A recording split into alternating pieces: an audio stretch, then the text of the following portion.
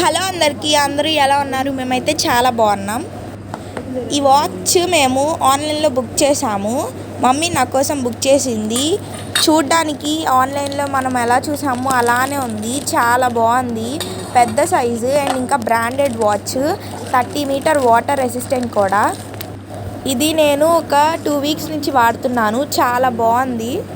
Price కూడా 1000 రూపీసే. చాలా రీజనబుల్గా ఉంది.